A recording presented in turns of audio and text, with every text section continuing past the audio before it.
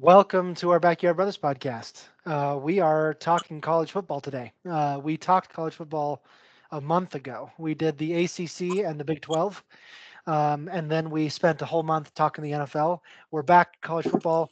We're doing this at the last hour because technically college football season kicks off 2 days from now on Saturday. The first couple games are this Saturday, and then it really kicks into gear the following week, Thursday, Friday, Saturday. But the first few games are this Saturday. So we're going to finish what we started, and we're going to go through this as quickly and efficiently as we can. Um, oh boy, what is this? Okay, two. Okay, you tell me if you see the Big Ten screen. Yep. Okay. Here we are.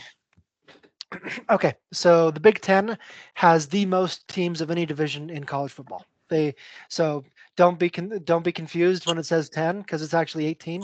So there's 18 teams. They've added four teams. They've added UCLA, Oregon, USC, and Washington to their original 14 from last year. So we're going to talk about these teams here, starting with UCLA. Last year, 8-5 record. They were really good on defense, second in the country in rushing yards allowed. Really good defensively, 17th in rushing yards from a offense perspective. They lose their head coach, Chip Kelly. He joined Ohio State. He became the Ohio State defensive coordinator, which is now in the same conference. So that'll be awkward. But so he's at Ohio State now. They also lost Layatu Latu, who was the best defensive lineman in the entire country last year. He was the first defensive player taken off the board by the Colts. And so their new coach is Deshaun Foster, who was UCLA running back. And so he comes back to coach his old school. A couple of the players here, Ethan Garber's the quarterback. The idea is we're going to go through all of these and then talk about the predictions rather than stopping unless we have something to talk about for every team. So Illinois, kind of middle of the pack everywhere. They were 5-7, just mediocre everywhere. They lose 4 draft picks to the NFL. Brett Bielema is still there in his 4th season. If you remember, he's been the head coach of Arkansas and Wisconsin, and so he's a well-traveled coach, done a lot of good things. Can he get that team turned around? We'll see. Indiana, not good at all. 3-9 last year, in the hundreds on most categories. Because of that, Tom Allen, their head coach, was fired. And so they bring in Kurt Signetti, who has been the head coach at James Madison for the last 4 or 5 years. And so really got that program operating at a really high level. Now it's up in the competition level in the Big Ten. Can't Signetti do anything there. Look at that schedule starting mid-October. Nebraska, Washington, Michigan State, Michigan, Ohio State. They're not going to have any players left to play Purdue. Not a good look, bro. It's not going to look good. They have to win 4 of these first 5 games here to have a chance at the postseason. So, yeah. Iowa, they were really weird. They were the worst team, last in the country in yards per game on offense. 234 yards per game, second to last, 132nd in points per game, 15.4. And yet they won 10 games. Because their defense was 4th in points and 7th in yards. They had an excellent defense, good enough to win them 10 games, even though they lost that bowl game by 35-0. So wasn't good against really top competition, but they need to change some things. Obviously, Kirk Ferentz has been there for 26 years as the head coach. Been there a long time. But can he get that offense to actually move the ball and score points? That's a question. He's been really good. He's almost won 200 games, but if he can't get that offense turned around, does something need to change? Is a question. So Maryland, they were kind of middle of the pack as well. 8-5 is a little better than average. Pretty good in passing the ball. They lose 2 draft picks. Cameron Edge is their quarterback there. Not much else to talk about. Michigan, obviously the defending national champion, went 15-0, beat Alabama in the Rose Bowl, then pretty easily won the national championship game against Washington.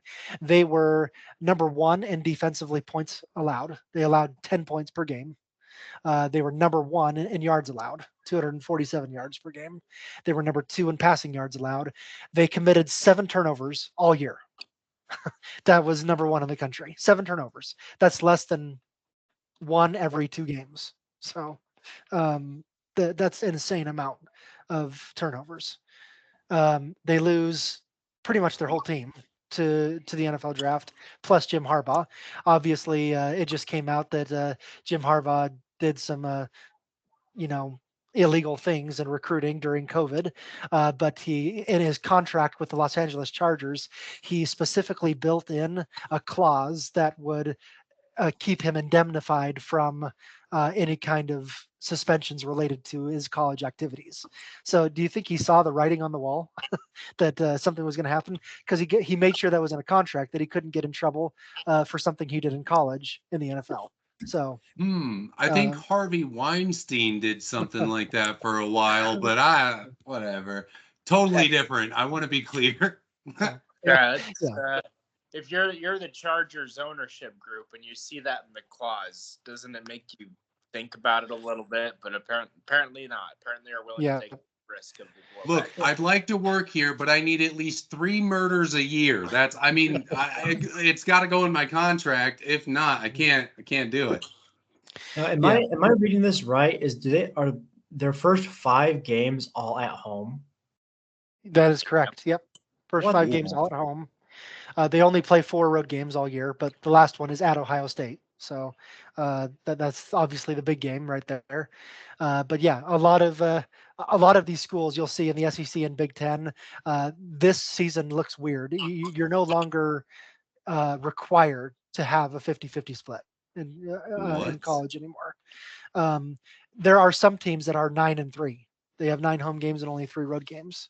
As I was going through this, I think you're required to have a certain number of road games, but even some of those are neutral rather than road. If I was LSU, I would just say we play here all the time. I don't care. See what it is. Michigan reaches out to Fresno State, Arkansas State, Northwestern even, and says, "Hey, come play a game against us, and we'll donate $1 million to your school." Money games. Northwestern is different because Northwestern is part of the conference, and they have an actual schedule where the conferences are different. You have to play a certain number of road and home games in conference. But when you're out of conference, like these first 3 games, I guess you can play them all at home. So even though one of them is against Texas, so that's just ridiculous. Like ABC broadcasting. Yeah. But a couple more things to talk about Michigan. Obviously, you have a new head coach. It's Sharon Moore.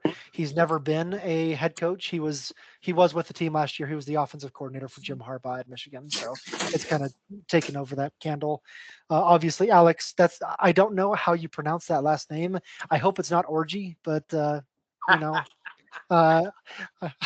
it's probably either Orji or Orji, but 100% it's Orgy. No, we're calling it Orgy now. Thanks for that. Yeah. So throw some slang on it. Alex Orgy over there, doing what he does. Yeah. So he takes over for JJ McCarthy. So things to watch there. Michigan State. There's a couple interesting things here too. This is usually a good team. Last year they were 131st in points. Really bad scoring the ball. Mel Tucker was fired halfway through the season for sexual harassment, the head coach. So they're having some bad things over there. Jonathan Smith comes over from Oregon State as the head coach to try and fix some things, but and he brings over these 2 guys from Oregon State too. So it's becoming the Michigan State Beavers. But was that a sexual pun or what? I don't know. I thought Orgy was on the other Michigan team. Guys, whoa, coming in hot on this pod, eh? I was going to say, Jonathan Smith, though, is a really good coach, so that was a good hire. Yeah. Well, much better than the last one. Yeah, that's true. Yeah. Minnesota, they were 6-7 in the hundreds for points and yards. PJ Fleck has been there now for 8 years. Remember, he was the rock the boat guy from Western Michigan. Really, really good head coach, but has struggled the last couple of years with teams that aren't quite as talented. So, Nebraska. a couple things to talk about. We talked about Michigan being the best in turnovers. Nebraska was the very worst team in turnovers last year. They committed 32 total turnovers. That's more than 2 per game. It's almost 3 per game actually. And so, yeah, really bad turning the ball over. Matt Rule is the head coach, though. If you didn't know that, he's been the Panthers head coach in the NFL. He was Baylor's head coach. He's a good coach, but this is his second season trying to turn around a really bad team last year. So the quarterback for Nebraska, by the way, is Dylan Raula. He was I believe the number 1 quarterback in the nation who committed to Georgia and then flipped his commitment to Nebraska because that's where his daddy went. Okay. So it's going to be kind of interesting to see what happens there. But he was the number 1 QB in the nation, 5-star QB who's going to be playing there now, true freshman. Okay. Thanks for that. Wasn't like Purdy's younger brother playing there last season? I think Purdy is in. I'll have to find that. I did read where he was. It's not Nebraska. It's like Arizona State or something like that. I'll have to find it. Northwestern 8-5 last year in the hundreds. They did beat Utah in a very boring Las Vegas Bowl, but David Braun has been there now. This is his second season after a long time for Pat Fitzgerald. Trying to get this team better on offense. They've pretty good on defense, as was proven in that bowl game. But Ohio State 11-2 last year, lost the Cotton Bowl as they pretty much gave up after they couldn't be in the playoff. That'll change this year, but they were number 1 in the country in passing yards allowed, number 2 in the country in points per game allowed, number 3 in yards per game allowed. So really good defensive team. Obviously lose Marvin Harrison Jr. They lose their quarterback who now is the quarterback over at Syracuse. And so Will Howard was Kansas State, I think. Was he the quarterback at Kansas State last year? So he comes over to be the quarterback here. Obviously, they're eyeing that Michigan game after years of always beating Michigan. They've now lost 3 in a row to their rivals. So, yeah, this is an example of front loading their schedule, and then they have Purdue, Northwestern, Indiana, all in an effort to get themselves close in that top 10 to then beat Michigan and push them into the top seeds of the playoff. Yeah, this is the big one right here, I think, at Oregon on October 12th. So, I don't think they're winning that game personally, but speaking of Oregon, they also went 12-2 last year, and they were all really good on offense. Second in points per game, 44 points per game. That's just, and that's not number 1. We'll talk about the number 1 later. But number 2 in yards per game, number 1 passing yards per game, and not bad defensively either. 9th in points allowed. So just a really well-rounded team. Lose a lot to the NFL. Dylan Gabriel comes over from Oklahoma. He's the quarterback there at Oregon now. Dan Lanning in his 3rd season. Penn State. They were number 1 in the country in rushing yards allowed, number 3 in points allowed, 2 in yards allowed. The Big Ten is a very defensive conference, if you're not picking that up. Very good defensively across the board in the Big Ten. They lose a lot in the NFL draft as well. James Franklin in his 11th year, Drew Aller, the quarterback. Purdue, they went 4-8 last year. Not a very good team last year after several years of really good football. Hudson Card, the quarterback, they lose a couple of draft picks. Rutgers, they went 7-6 last year. Pretty good defensively, 10th in passing yards per game allowed. Won a bowl game against Miami. Greg Schiano is now in his 16th season, but it's in 2 different tenures. He was there in the early 2000s. Then he went to coach the who did he coach in the NFL?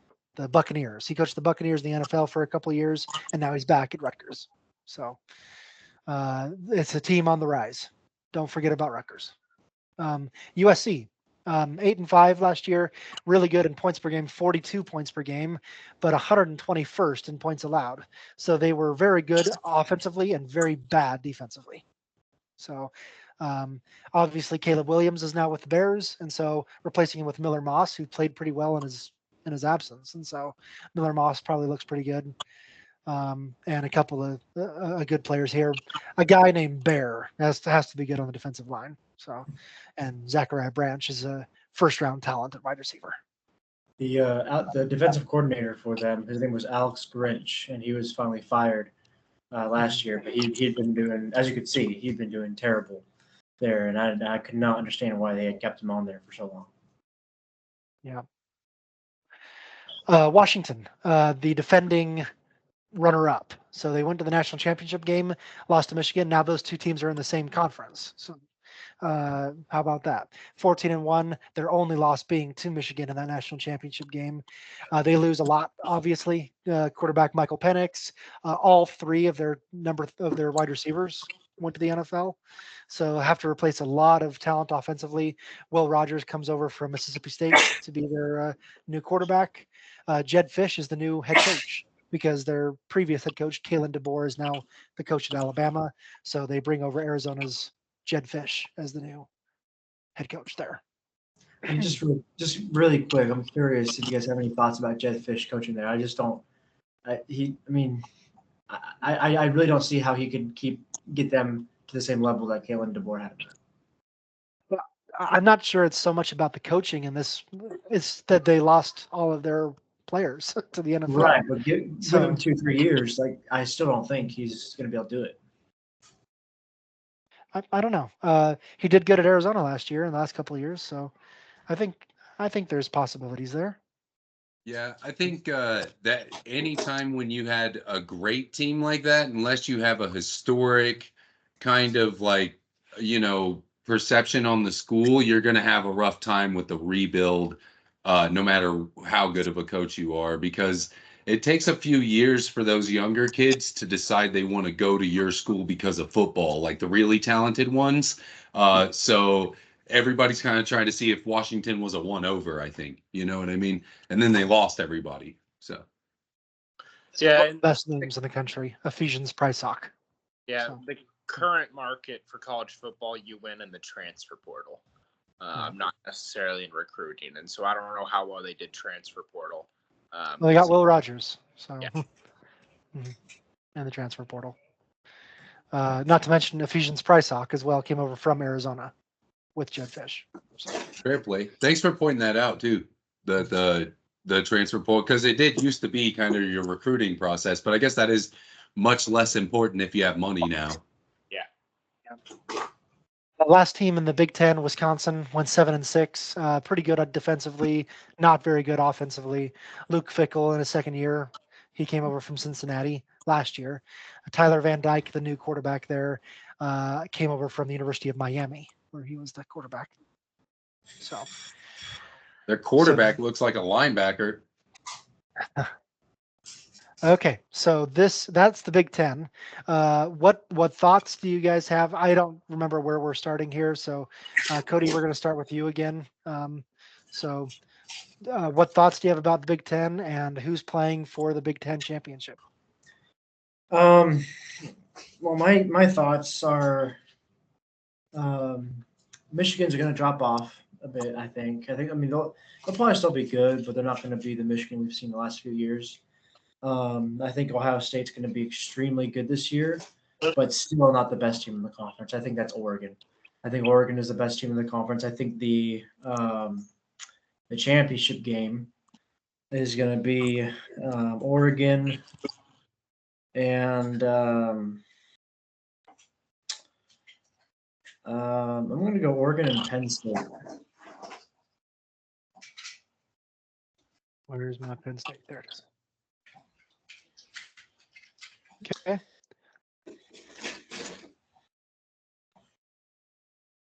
And who wins that game? That's Oregon. Oregon's winning that by 20 plus points. Okay. And what teams from other than Oregon are going to the playoff? It's going to be Oregon, Penn State, and Ohio State. Oops. And Ohio State. Okay. Yeah, so they're going to get 3 in because they can and they want to. Okay. Dustin, your thoughts? Yeah. Cody, I think I agree that Oregon is the best team in the conference. I think Ohio State, especially. I pointed out the back half of their schedule is easy. their last game being Michigan, and they'll be able to beat Michigan and put themselves into the championship with Oregon. And so it's Oregon, Ohio State in the championship. And so remind me, with the playoff qualified, the winner gets automatically into the playoffs, but the loser isn't necessarily kicked out, right? Correct. Yes. Okay. So I'll say that Oregon and Ohio State both make to the playoffs. Both Yeah. are Right, but who wins the championship game? Who's the automatic qualifier? Oregon. Okay. And is it just these two, or is there another team from the Big Ten that will also qualify? I think one more team. I'm trying to think of who it was. Maybe could you show the graphic of all the teams again? Yep.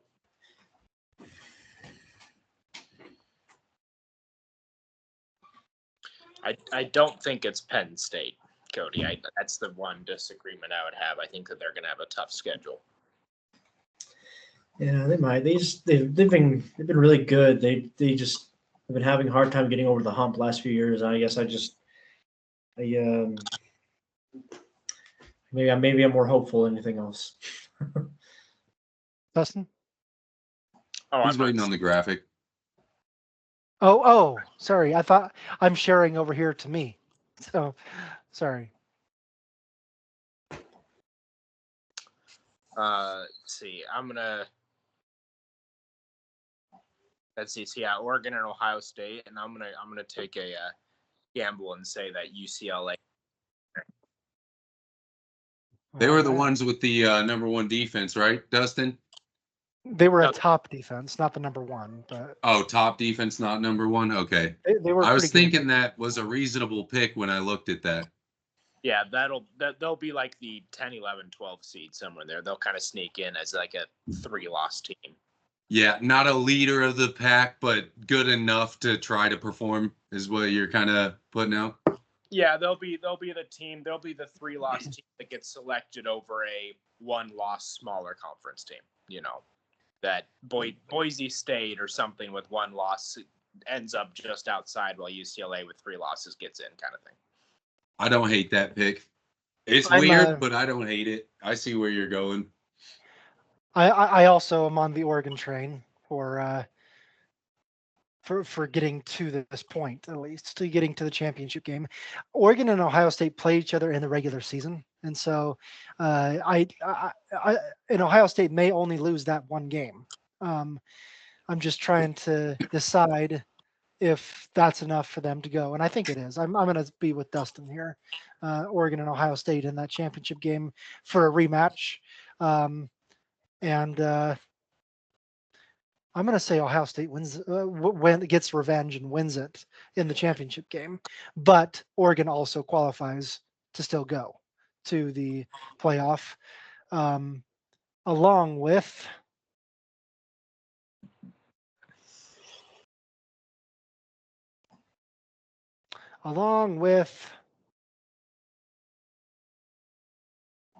Michigan.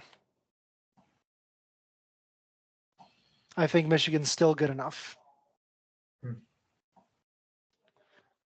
Okay, Yancey, you're up. Okay, so my picks are kind of a hybrid of you and Dustin's picks with my own sleeper cell team that's probably going to make me look a little crazy. I got the same 2 as you, Scott, so Oregon, Ohio State, with the winner being Ohio State. Okay. And my sleeper team sounds crazy, but it's going to be Iowa. For kind of similar, like I think that their defense is going to surprise people and they might just get lucky on offense. I don't know. Okay. Does Oregon also make it into the playoffs still? Yes. Okay. And we'll come back to this in a little bit later and see if we have enough teams. So if we need to add some. So, okay. So let's move on to the SEC. SEC added 2 teams. They added Oklahoma and Texas from the Big 12 to their already stacked 14. So there are now 16 teams in the SEC. So starting with Alabama, they went to the playoff, the 14 playoff last year, lost to Michigan, went 12-2. It was also the goodbye to Nick Saban, who retired after the season. So Kalen DeBoer from Washington comes over to take over the head coaching spot of Alabama. They always lose a bunch of draft picks to the NFL. No different this year. Jalen Milroe was there last year as the quarterback. He returns. He's one of the best dual threat quarterbacks in the country, running and passing. So watch out. University of Arkansas, 4-8 last year. No good for Arkansas.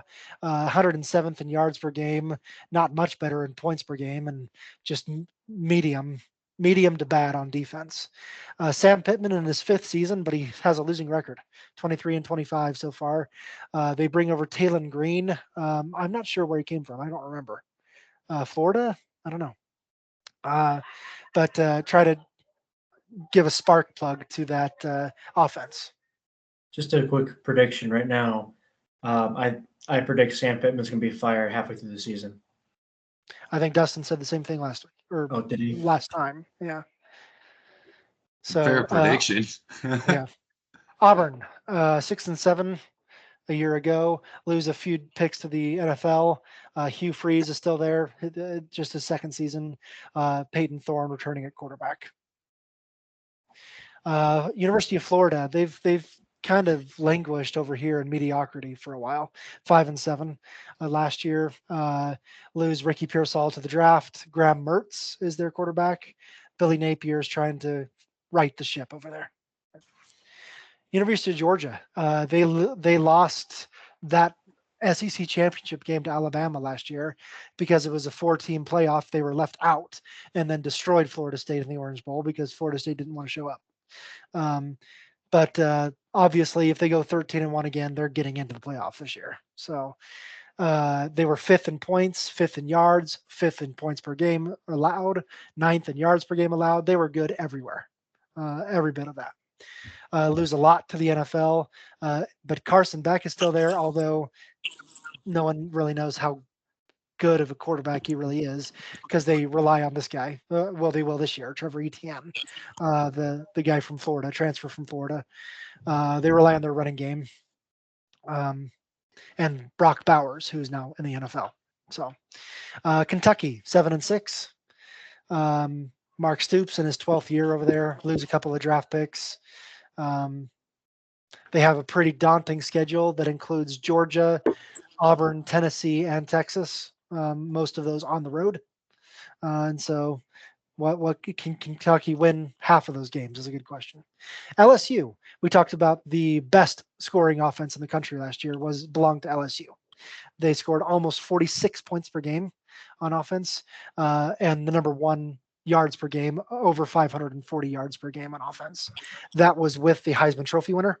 Obviously, Jaden Daniels is now the official starting quarterback for the Washington Commanders. So they have to start over with Garrett Nussmeier at quarterback there. Brian Kelly trying to get that team to win a few more games because obviously the offense was up to par last year, but losing their starting quarterback and both of their best wide receivers may cause a little bit of a drop off. Looks like the Jaguars really like LSU. Yeah, they took 3 picks out of LSU. That's an impressive record coming in from Brian Kelly's 20-7, 2 bowl wins. That's with like LSU. that. Yeah, if you remember, he was also the coach for Notre Dame for almost 15 years. Quite some time. Yeah, so He's a good and coach. he got them to a national championship game with Notre Dame, lost to Alabama in that game. So yeah, he's a good coach. Darn fake girlfriends. If no one knows what he's talking about, Manti Te'o right there. So Thank you, buddy. So Ole Miss Rebels, they went 11-2 last year, 16th in points, 13th in yards, good offense. Lane Kiffin, if you didn't know, is the head coach over there. The son of Monty Kiffin and NFL pedigree. Jackson Dart is the quarterback over there. Good team. Looking forward to what they can do. Mississippi State did not have a good team. They went 5-7 in the hundreds in points and yards, and so they fired their head coach. Now they have Jeff Lebby, who was the offensive coordinator at Oklahoma last year, and so comes over to be the head coach at Mississippi State. Also, new quarterback Blake Shapen was the Baylor quarterback last year, I believe. Missouri. Mizzou went 11-2. They're always that team that you look at their record and say, "Oh, I forgot they were that good last year," but they were. They beat Ohio State in the bowl game too, and so this is a really good sleeper team.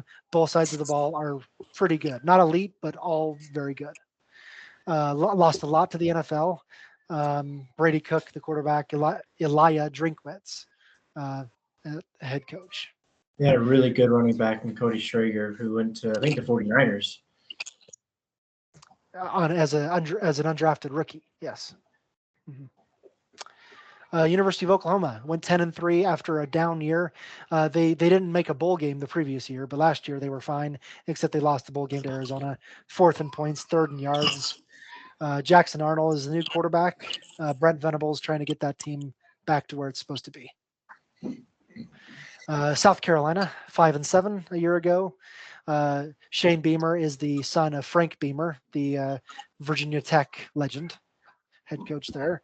But trying to get that team to what it's supposed to be has not been easy for Shane so far. Tennessee, 9-4 a year ago, blew out Iowa in the bowl game, 35-0. I'm seeing them a lot as sleeper picks to watch out for the SEC. I'm seeing that in a lot of different areas. They lost their starting quarterback and starting running back. So Nico Yamaleava, I don't know how to say that. Yamaleava is the quarterback. Josh Heupel, I do know you say that way. That's Heupel is how you pronounce that. And he's been the head coach there for a few years. This is a good team that just loses those games to Georgia that keeps them out of the playoff, but maybe not this year. So Texas, they went to the playoff. They lost the first round of that playoff to Washington. Good offense, pretty good defense, especially rushing yards allowed. Lost a lot to the NFL. A lot of draft picks, including their starting running back. Actually, they're 2 starting running backs. Both Jonathan Brooks and Keelan Robinson are in the NFL now. They're the best defensive tackle in the country went to the Seahawks. The fastest player to ever run the 40 went to the Kansas City Chiefs. So a lot of good players left. Quinn Ewers is still there, though. I think this is his, 15th year there? I don't know how many years it's been, but he's been there forever. Steve Sarkisian, the head coach. I think my question is, what are they doing with what's his name, Manning, Arch Manning? Like, what is he, like a redshirt sophomore now? Like, what's going on? A redshirt graduate senior. Yeah. Yeah. Really. I don't know. He could play. Quinn Ewers won't leave, so Might as well transfer. They just need him to leave, and so Arch can take over. Obviously, is he Peyton's son or is he Peyton's brother? I can't remember how that works. He's Cooper's son. Cooper's son. Okay, Peyton's nephew. Yeah. Okay. Yeah. But not Eli's nephew. I think Texas is keeping Archie by good NIL deals and saying, "Oh, your time has come in. Here's a whole bunch of money to stay. You're great publicity." Yeah. I remember reading somewhere he's averaging an average of $7 or $8 million a year sitting on the bench right now. It's a better mascot than the Longhorn itself. Yep. Yeah. Yeah, Texas A&M, 7-6 a year ago, fired Jimbo Fisher after several years of just right at around 500. Mike Elko is the new head coach after getting Duke to play really well last year. So he's the new head coach over at Texas A&M. And Vanderbilt, we see every team in the SEC is good except for Vanderbilt. They're the only team that is not even middle of the road. Like you in the SEC, you've got really great teams and you got middle of the pack, and you've got one bad team, and that's Vanderbilt. They still have Clark Lee, a head coach, but I don't know what you're going to do at Vanderbilt when you have to play Alabama, Missouri, Kentucky, Texas, Auburn, Tennessee, LSU, and South Carolina. Virginia Tech. Shout out Backyard Dad is an alum, right? That's right. Yeah. Mm-hmm. Thought so. It's just kind of sad though, because it's just a cyclical thing. I mean, they're not going to get recruits. They're not going to get a good transfer portal. What do they do? I mean, being in the SEC is helpful, but you're not. Play basketball. That's true. I They're guess much it's better at basketball. Yeah. I don't think they put too much money into the football program at Vanderbilt. Yeah, just cut the football program and put the money in the basketball program at this point. they just roll in the dough. You know, they get paid lots of money to stay in the SEC. So until they get kicked out, Until they probably get kicked out. They will Oh, probably it'll increase their they'll probably increase their wins by one. They beat Alcorn State, Ball State, and Georgia State. Those are the three they get to win. So Yeah, I can't see myself disagreeing with you in any reasonable manner on any of those games. yeah. Okay, I'm gonna stop share for a second and then reshare to when I get it right. Okay, so let's start with you, Dustin. Your thoughts on the SEC and who's playing in this championship game? Yeah, it's going to be an interesting first full season of SEC football with the wide open playoff. You know, I think that it's basically a bloodbath. You know, there's teams that are used to doing well that will not do well. Teams that are used to be going, 10-2, that are going to go 7-5. And there's going to be coaches fired just because the level of competition is so high in the SEC. And every single week you're playing a top 25 team. And so it's difficult schedule for everybody, and you really got to bring your big boy pants to every single game, including the out of conference beginner games against Alcorn State or whoever it is. All right, with that being said, the teams making the SEC championship are Georgia and LSU. See if that worked. Cool.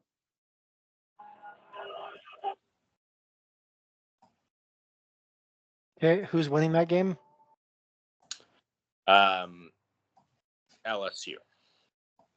Okay, and who is getting to the playoff? Is Georgia still qualifying? Yes, Georgia and LSU are both going.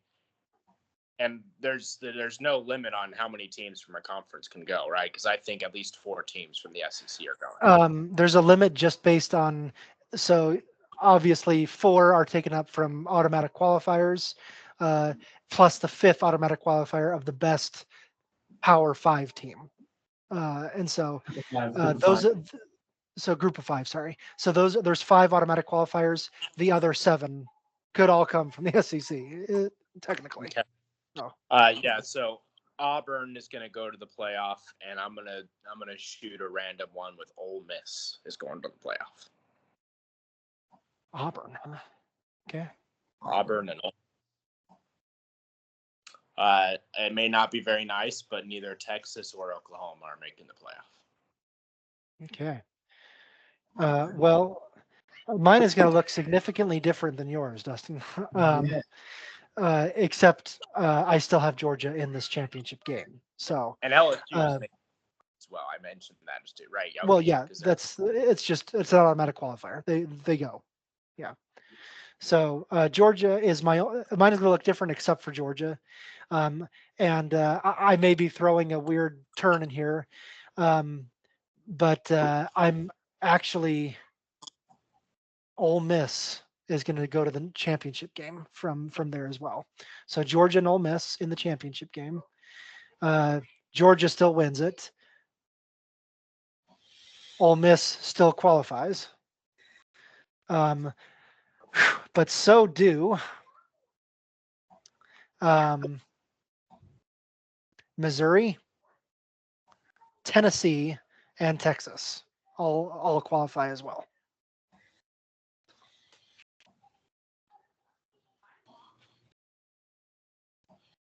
I think Dustin also had Texas on his side, but didn't get it right.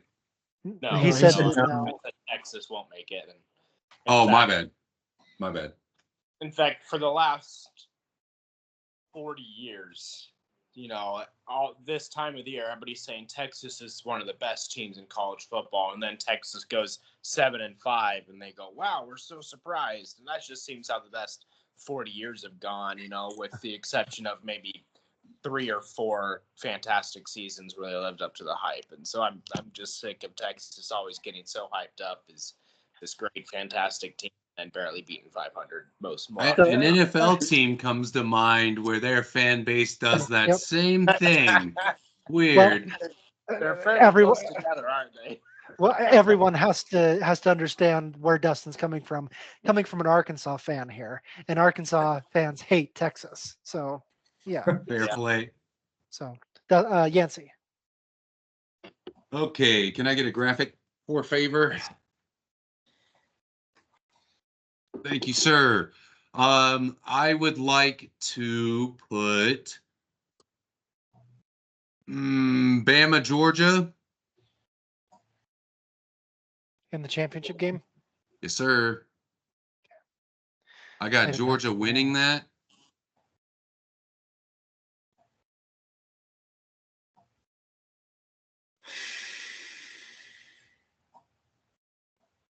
Okay. Who else qualifies for the playoff?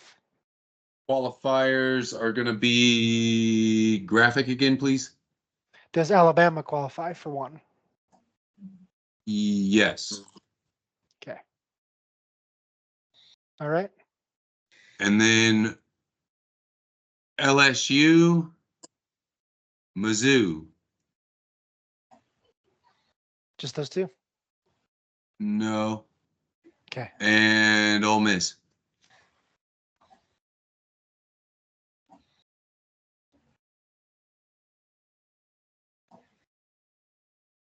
Yeah, that looks good to me. I like that.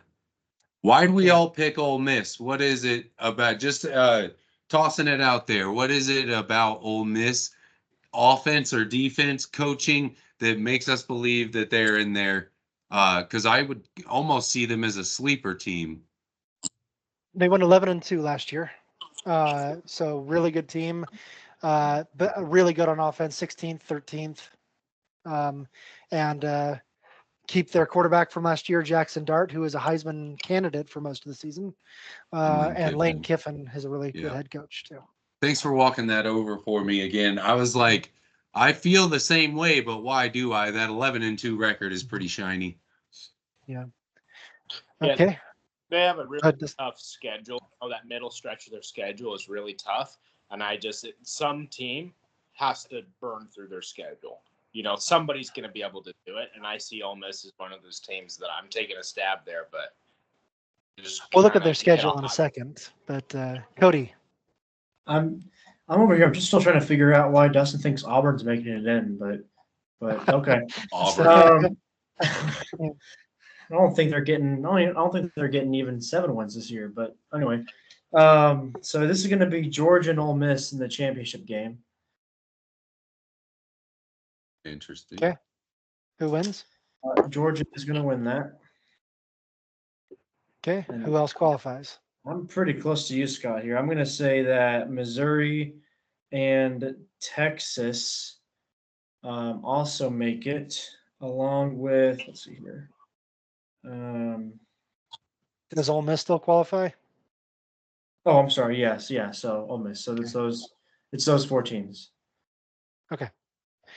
Again, when we look at the playoff, we may have to adjust some of these if we have too much or not enough, and have to add or take away someone. But okay, that is done with this slide. So I'm going to stop share this one and share the next screen, which is this one. We only have a couple of teams to look at before we go into really quick looks. These are the remainder of the Power Fives. They're the Pac-2 is what we have here. Used to be the Pac-12 that had 10 teams, and then the Pac-12 that had 14 teams, and now the Pac-12 that has 2. So numbers don't matter. So this is the Pac-12 where everything is made up and the points don't matter. So that's a sick reference. Oregon State. They went 8-5 a year ago. And they get a new coach, Trent Bray, who's just promoted from defensive coordinator. Obviously, they lose a lot in the transfer portal because it's no longer a conference, really. And so Giovanni McCoy comes over from the University of Idaho to be the new starting quarterback. And they lose 4 guys to the NFL draft as well. Washington State, the other team that didn't leave the Pac-12, they went 5-7 a year ago. Jake Dickert's still there. John Mateer, the quarterback, still there, but they lose 3 draft picks. There technically is not a conference championship here because it's between Washington State and Oregon State. They play anyway, the second to last game of the year. Technically, that team is, I guess you could call the the champion of the Pac-12, but there's no automatic qualifier for the Pac-12 anymore. They have to do the same thing as Notre Dame, which is why I have them here. Which means if you want to qualify for the playoff, you have to win the majority or all of your games. So that's the way that is. Notre Dame might be the only one of those three to potentially do that. But they went 10-3 last year, won the Sun Bowl against Oregon State 40-8. Seventh in points allowed, fifth in yards allowed. Really good defensive team. Lose a lot to the NFL draft, including the nation's best offensive tackle, Joe Alt, as well as their running back, Audric Estime. Riley Leonard comes over from Duke. Yeah, is the new quarterback there. Marcus Freeman has been there now. This is his fourth year. They're always stacked on their schedule because they have to try to convince the committee that they should go to the playoff even if they lose one of these games. So they always play some tough teams. Texas A&M, not Stanford here, Florida State, USC. Those are really the only three big ones, though, I see there. So anyway, that's those three. Any comments? Point of having like a sacrifice conference? That's really what that feels like. It's like, good luck. I mean, you might win some games. Yeah. Well, it just so happened in this case for Oregon State and Washington State that it's like that that game where everyone draws straws and ends up that the person getting the straws or I'm trying to make this reference as I'm making it up right now, but two guys didn't show up to the party when you grabbed straws. So two straws just went to the trash. And so these guys were like, wait a minute, we're not a conference anymore? When did that happen? So that's kind of what happened here. Yeah, and I feel really bad about that. I mean, number one, it just sucks, but number two, Oregon State especially, they were actually a pretty good program, and especially when Jonathan Smith was heading it, and it's just kind of sad that they're just kind of down the disposal now. I don't know. It may change next year. They have an agreement, Oregon State and Washington State does, with the Mountain West in particular. They're playing a lot of their games against the Mountain West. You have San Diego State, Colorado State, Nevada, UNLV, San Jose State, Air Force, Boise State. So it's essentially part of the Mountain West. Yeah. Doesn't this kind of stuff, though, set them up? And I could be wrong about this, but to like have what would be an overperforming season just to get demolished in any bowl game they play in because it's not the same level of competition. I don't know how. I know the transfer portal looked bad for both of those teams because they weren't in a conference anymore. Right. But I don't know. I don't know what that looks like from talent. Just curious. So. Okay, we're going to a little bit different format to look at the rest of these conferences. These are the group of five. I didn't have the same format here, so we're looking at all of them at once. Actually, in two different slides. This is the Conference USA. So UAB, Army, Charlotte, East Carolina, Florida Atlantic, Memphis, and Navy. A couple of things to point out. Memphis was the best team from this conference. They were 10-3 last year, 6th in points per game. You look at some of the other numbers, 126th for Navy in yards. Navy was that option team. They're not going to get a lot of yards anyway. So not really a whole lot else to point out here. If you know Trent Dilfer, he's the head coach of UAB, by the way, the former quarterback in the NFL, is the head coach over there. Jeff Monken is at Army for his 11th year. And nothing else to really point out in any of that. I just kind of mentioned a key game that you can keep your eyes on for each of these teams. Most of it is against a Power 5 opponent to see if they can win that one. The exception here is East Carolina, who has to play Appalachian State. So the second part of the Conference USA includes North Texas, Rice, South Florida, Temple, Texas San Antonio, Tulane, and Tulsa. North Texas was the worst team in the country in yards per game allowed, worst defense in the whole country, allowing over 476 yards per game and 255 rushing yards per game allowed. That's a bad defense. South Florida wasn't much better in passing yards per game allowed. Temple was the worst team at turnovers forced. They forced 5 turnovers all year for the entirety of their season. 5 turnovers forced, worst in college football, fewest, I should say. Looking at the head coaches again here, not much to point out really. John Sumrall comes over from Troy to be the head coach at Tulane. That's the one new guy that you can see on here. So that's looking at. Go ahead, Cody. All right, UTSA, is that Josh McCown's son, QB? It is. Yes, it is. Owen McCown is Josh's son. Yeah. Cool. Yeah. Okay. So whoops. So I'm moving over. We're doing this for. We're doubtful going to get any other playoff teams. So it's any playoff team. So we're just going to predict who's going to play for the. Oh, sorry. This is not conference today. This is American Athletic Conference. Apologize. So starting with me, it's hard not to pick Memphis to be in this championship game based on what they did last year. So I'm going to have them here. And I'm going to have them play UTSA. And I am picking an upset. UTSA is going to win that championship game, but there is no playoff team coming from this conference. Yancey. So I have Memphis taking on Tulane.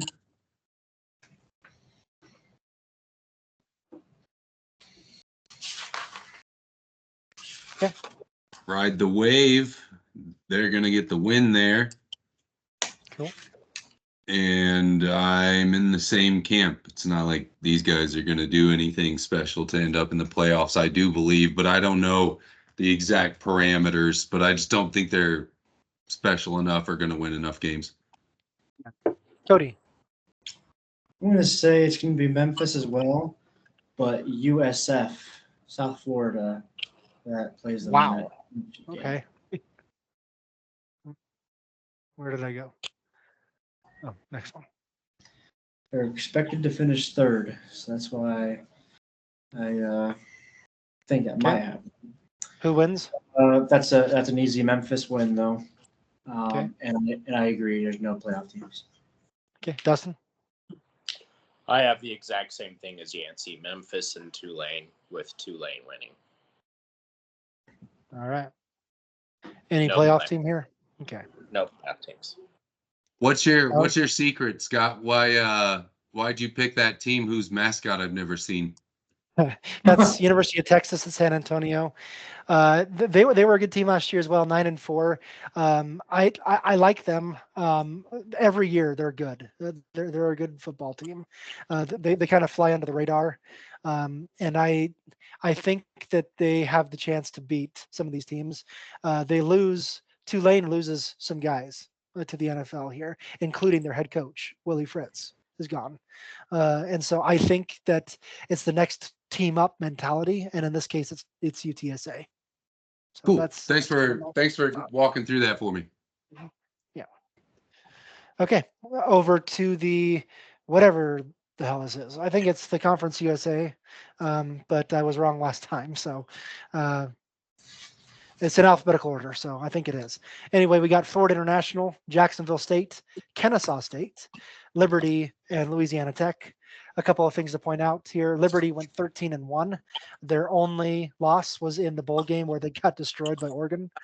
But they were undefeated until that point. They were also number 1 in rushing yards per game on offense last year. Almost 300 rushing yards per game as a team. That was best in college football. And Kennesaw State is something to point out. This is their first season as an FBS program. They're coming from FCS. So there's an NA here because technically they did play football last year, but it was an FCS. So I didn't think it was relevant to say what they did in FCS to what now they're faced in FBS.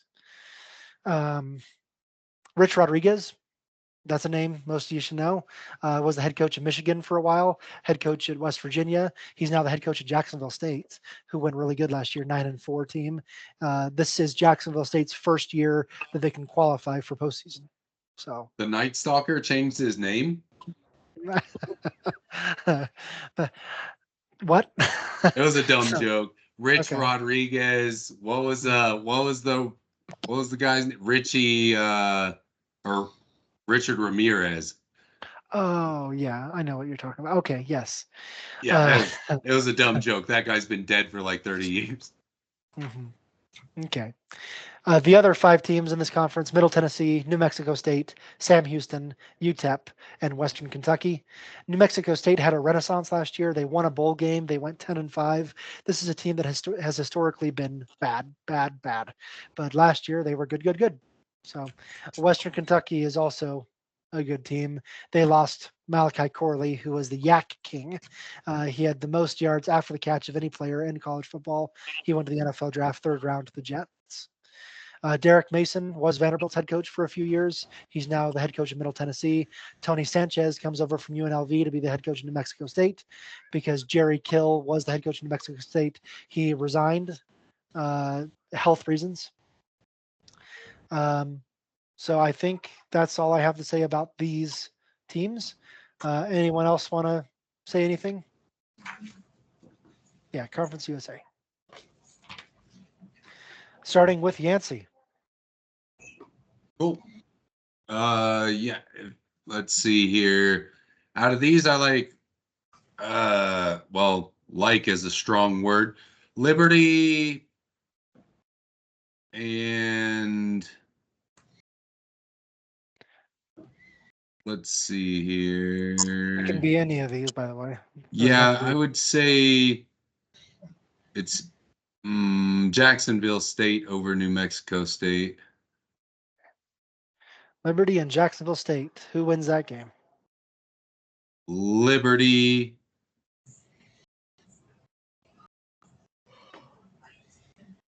Does any team qualify for playoff here? Even if Liberty performs really well, I don't think that the voters will trust them to put them in, and I don't think they perform as well as they did last year. Yeah. Let me just remind you that there is one team from the group of 5 that is an automatic qualifier. So one team from the group of 5 has to go to the playoff. Then I would at least place Liberty in that playoff. Thank you for reminding me of that. Yeah. Okay, Cody. The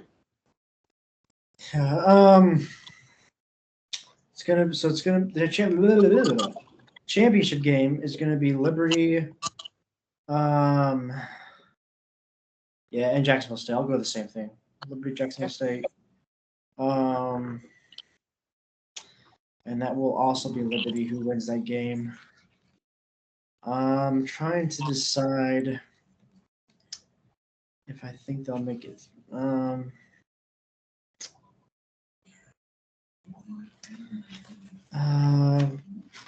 Here, give me 1 second. I'll come back to it. Let Dustin go. I'll think about that. Dustin? Sure, Liberty and let's say Western Kentucky. Okay. I was thinking that same thing. I wasn't sure. I just don't think the Hilltoppers are going to pull it off. Yeah, Liberty wins, but nobody goes to the playoff. I'm a clean sweep at Liberty going to the championship game, and I got to look real quick.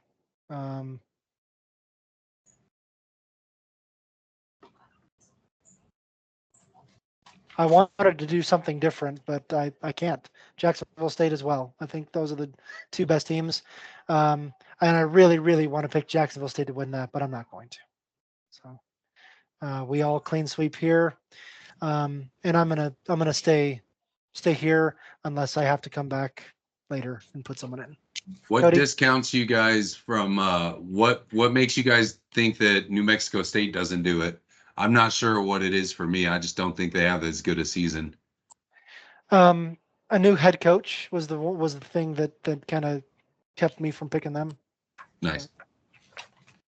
Yeah. Cody, coming back to you for anything? Yeah, I'm gonna say they're not gonna make it to the playoff. All right, moving on to the MAC, the Mid-American Conference. Akron, Ball State, Bowling Green, Buffalo, Central Michigan, Eastern Michigan, and Kent State. Kent State was the worst team in college football last year by just about every metric. Worst in points per game. They scored 14 points per game on average, a lot less against big competition. So Akron wasn't much better. None of these teams were really that good on this slide, at least. And I can't really point out a whole lot of players either. The other one, Miami of Ohio, Northern Illinois, Ohio, Toledo, Western Michigan, UConn and UMass I put on this slide, but they're independents. So don't consider them for playing in this division. I just had to put them somewhere. So in this slide, these two are independents, UConn and UMass. They were both bad. UMass, in fact, was the worst in points allowed.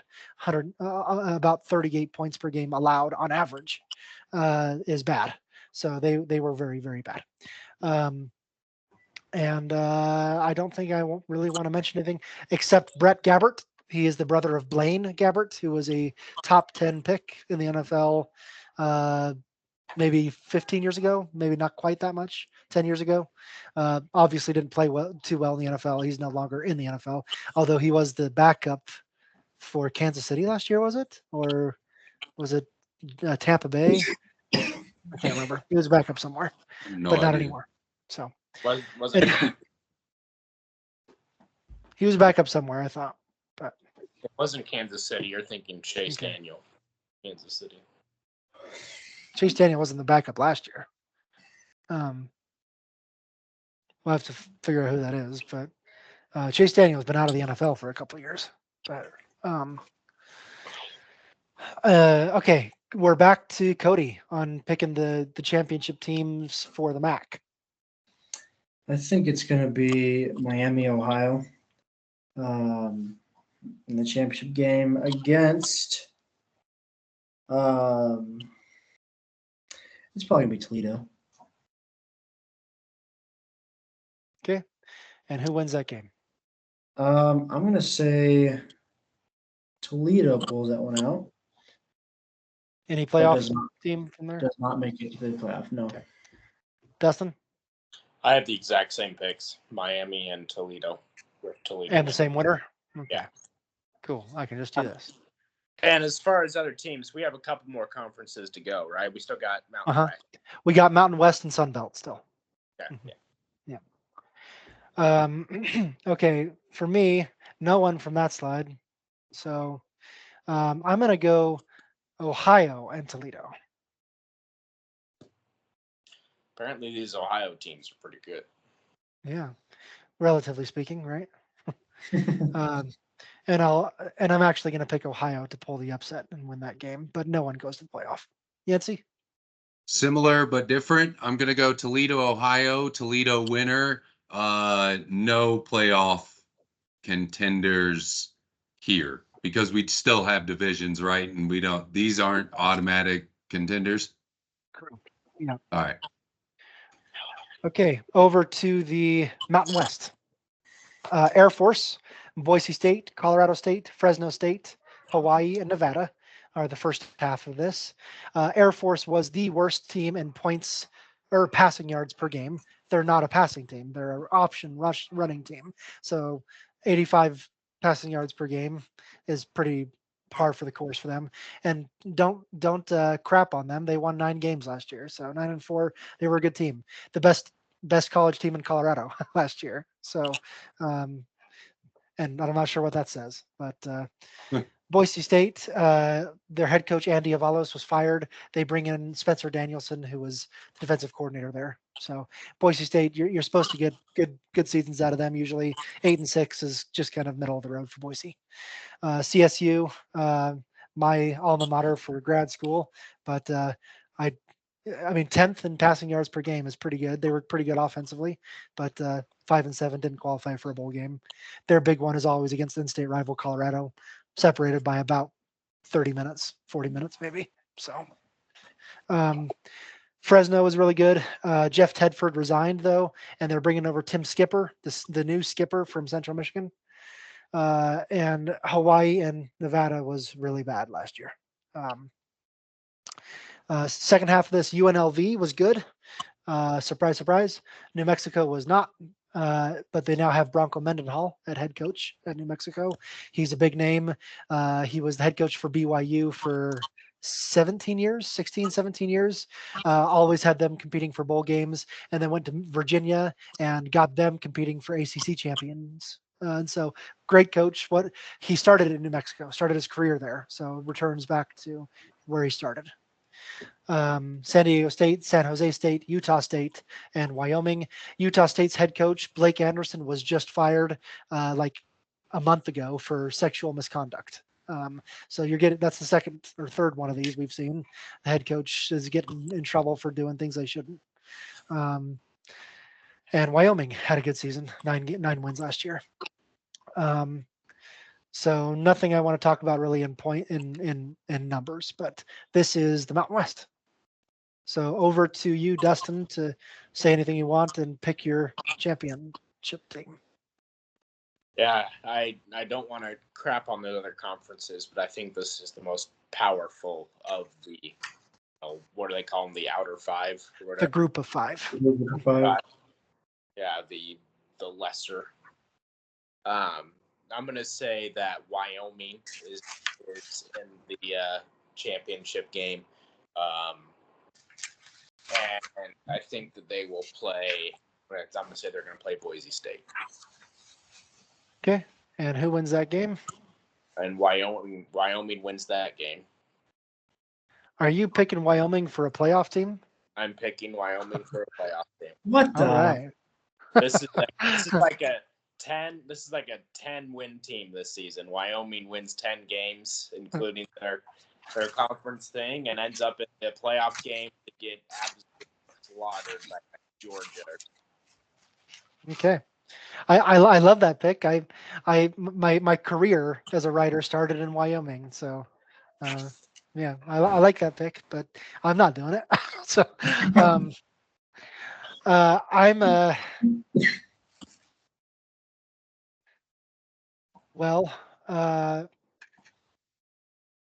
looking at these teams are making me change my mind a little bit here. Not so crazy now, huh? I'm actually going to take two different teams, Fresno State and Air Force, for that championship game. Cody's over there just shaking his head. So, but Air Force and Fresno State, and I think that's because of it's going to fall off a lot of other places, as well as those teams will keep what they were doing from last year. And Fresno State's going to win that game, but I'm not having a playoff team from this conference. Yancey.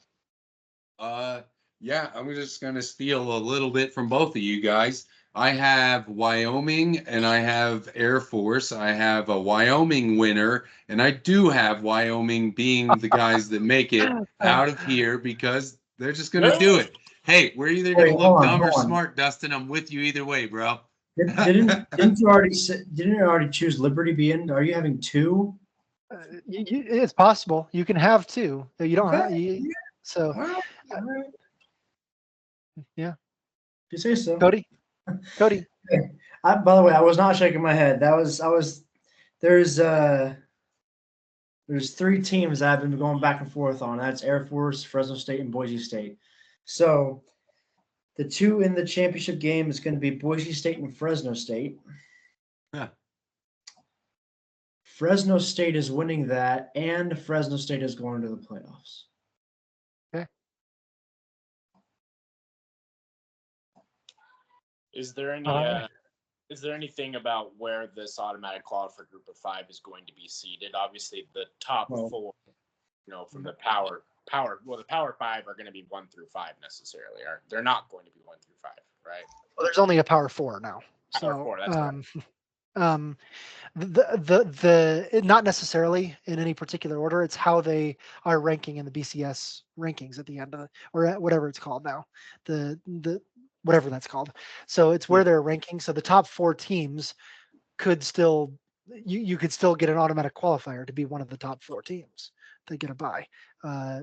It's kind of messy. We'll talk about that in a second, but yeah. But most likely, it's just the most likely scenario is that it's going to be one group of 5 team who's the 12th seed. Yeah, most likely. So, okay, last division before we talk about playoff stuff is the Sun Belt. You've got, let me make this a little bigger for you guys. Appalachian State, Arkansas. Now, this is the only division or the only conference that has divisions in it anymore. So that's important because the champion from one division will play the champion from the other. So it's not necessarily the 2 best teams. It's the champion from one division, and the parentheses are the division. You got East and West. So Appalachian State, Arkansas State, Coastal Carolina, Georgia Southern, Georgia State, James Madison, and Louisiana. Pretty good teams here. You got 9-5 Appalachian, 8-5 Coastal, 11-2 James Madison, who just lost their head coach because he was hired for the University of Indiana. Butch Jones has continued to be the head coach at Arkansas State. He's a name that NFL followers will know. He's been the head coach at for the Cleveland Browns. He's been the head coach for University of Miami a couple of times. Clay Helton as well at Georgia Southern. And James Madison 5th in rushing yards per game allowed, really good defensively. The other half of this, Louisiana Monroe, Marshall, Old Dominion, South Alabama, Southern Miss, Texas State, and Troy. Troy is the good one coming out of there. They lost quite a bit to the NFL. Pretty good on offense. Texas State was surprisingly good on offense, 11th in points per game. I got a lot of good teams here. And a lot of bad teams like Louisiana Monroe, and a guy whose last name is Booty is your quarterback. So General Booty. So what are you looking for out of this relationship, General Booty? Sorry. So I think we're over to Dustin. So I'm sorry, what? You started last time? Okay, so over to me. So I'll start this off. Again, you have to look at the divisions. So I should have probably put this in divisions rather than just alphabetical order. So my fault at making this harder than maybe it needed to be. But James Madison is going to be in the championship game from the East. And Troy is going to be in the championship game from the West. And I am picking James Madison to win this conference and to qualify for the playoff. So, another same but different. JMU will play Troy. JMU will win, but they will not go to the playoffs. Okay, Cody. So I'm not picking JMU because they only have a total of 5 returners on a total team. So they're not, might be okay, but they're not going to win anything. So it's going to be Appalachian State from the East against Texas State from the West. Wow. Okay. Texas State is going to win that, but they are not going to the playoffs. Okay. Dustin? Troy, and I'll say Appalachian State. Okay, who wins? Troy wins. I feel like Troy always plays in like the same bowl game every single year, and it's always against like the same other team, and it's always like that December 18th bowl. It's like one of the first ones. It's just kind of a staple, and so even if they deserve to go to the playoff, it's tradition that they just we got to play in the same playoff game and the same bowl game. So Troy does not go.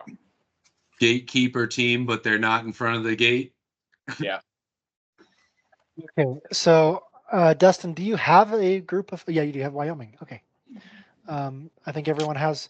So now we're going to see how good we did, and we're going to do this live.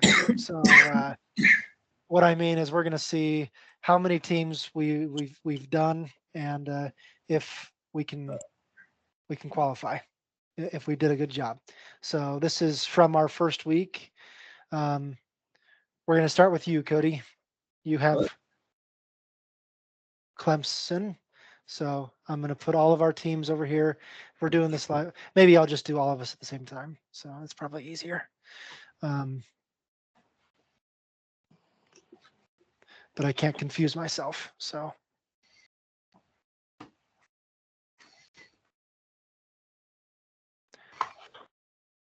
How's NCAA 25, Cody? You digging it? Oh, I love it. It's awesome. I was playing it more until I started. I started doing some schoolwork now, so I'm kind of slowing down on being able to play. So, but yeah, it's pretty cool. It's pretty cool. Nice. Yeah. I was just actually looking at homework today, and it gave me like, yeah, read these 10 pages. I'm like, no, I'm not doing that today. No. Nope.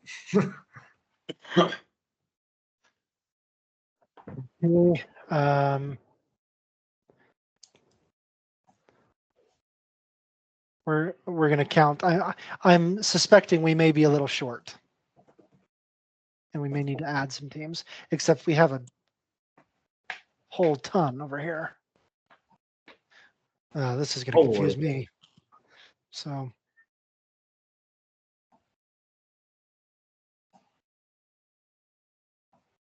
this confuses me already. Okay. I think, Scott, you had Ohio State, Oregon, and Michigan. Yeah. I didn't strategically put this where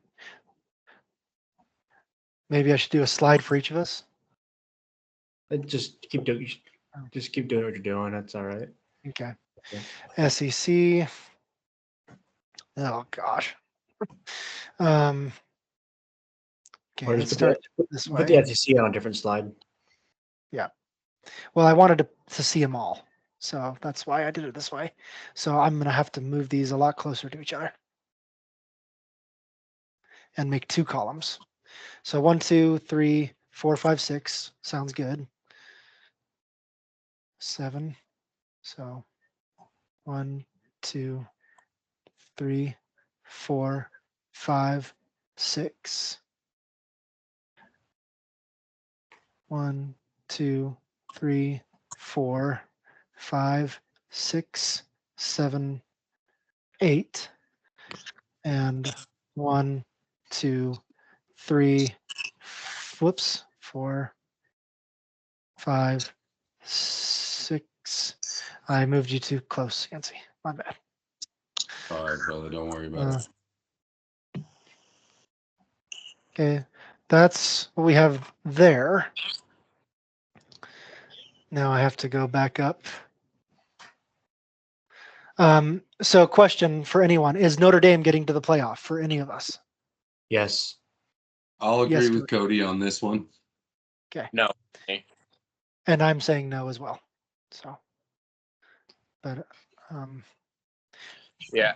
For me, I think it's a if Notre Dame reaches 10 wins, they just get put in no matter what, just because they're Notre Dame. It's kind of one of those things. They're a staple. Mine's out of hope.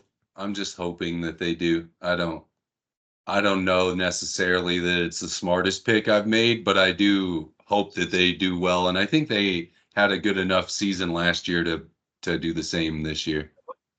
I realized missing last week, and putting my picks in over text. So I said that Florida State and Clemson are in the championship, and I said no other playoff teams. I expected both Florida State and Clemson both make the playoff, but nobody else does. Just the winner. Yeah. So wait, so you say Clemson though is in? Yes, you're Clemson putting in and Oklahoma State is in. Yeah, so both. Oh, okay. Yes, so both teams that played in the championship both make it for ACC and for Big Ten. And Dustin, did you say yes on Notre Dame, or was this Cody? He was a me. no. Cody said Notre Dame. Yeah, that's me. Yes. Okay. All right. So, oops, wrong one. Now to find the group of 5 teams. No one in this conference. Yancey said Liberty. We're gonna be short, guys. We're gonna have to add some more teams. So, no one from that. Cody, Dustin, and Yancey over here. Cody, Dustin, Yancey.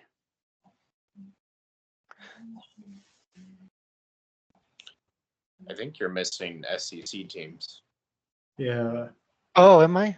Yep. I believe Oh, I am. so. Okay, that's Well, good then. yeah. Yeah. Or bad because yeah, I'm missing all of these teams. Yeah, you just have the champions. That's it so far. For Yeah. SEC. Okay, well that's gonna screw some things up because this one, I think you're set, Cody. Look at that. So you got 1, 2, 3, 4, 5, 6, 7, 8, 9, 10, 11, 12. Look at you go. Oh, Nice job. Let's see, Dustin. I think you're set too. Look at you go, Dustin. No, wait, are you? no, he's 1, 2, down 3, one. 4, 5. 1, 2, 3, 4, 5, 6, 7. Oh, Plus okay. 5. Yeah. Okay. 1, 2, 3, 4, 5, 6. You're set, Dustin. Yep. Wait, 1, 2, 3. Okay. Me, I may be one too many. 1, 2, 3, 4. 1, 2, 3, 4, 5, 6, 7, 8, 9, 10, 11, 12. I'm set too, except I still have I have to get rid of one of these teams. So I'll figure What? that out in a second because I still have my group of 5 team that I haven't added here, which Oh. is James Madison. So, yep, I need to figure out who's leaving. And then Yancey.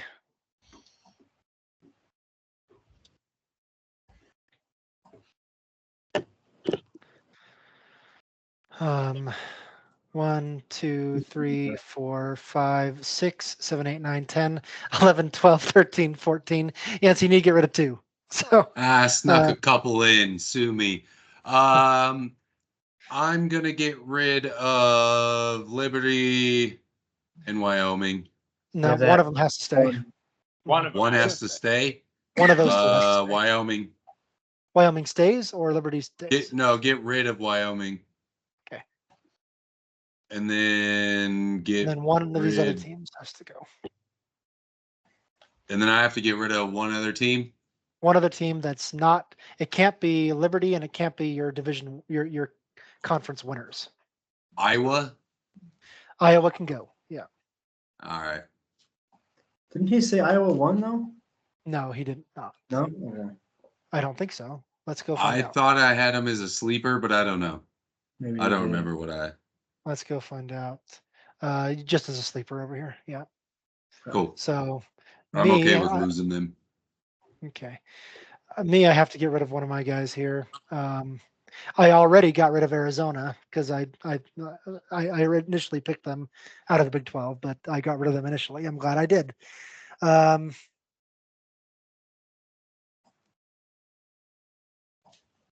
I have to go look at my Big 10 again. Yeah, Michigan's not going. Michigan's out. Okay. Okay. Now we can do this another time since it's already 8:15. We can do this offline even if we want, or do you guys want to do this right now? Seed these teams and pick them. How long do you think it'll take? I have no idea. Yeah, I think we should do it offline, honestly, since we do have a visual already and we can just kind of plug that in and then show it before we start the pod next week. I agree. If you guys I are like okay with plan. that. Yeah. So what I will do is I'll make this prettier and put your your conference champions. I'll notate that it may be a text versus this, like you'll see it. You'll see the words. You'll see the names, and you'll be able to see them. And then I will make this prettier, and so we can pick them. So, but those are our 1, 2, 3, 4. For some reason, Dustin, you keeps tripping me over. I think you're have an extra team, but you don't. So, okay. Because of So Auburn. yeah, like what is that team doing here? So, Yeah.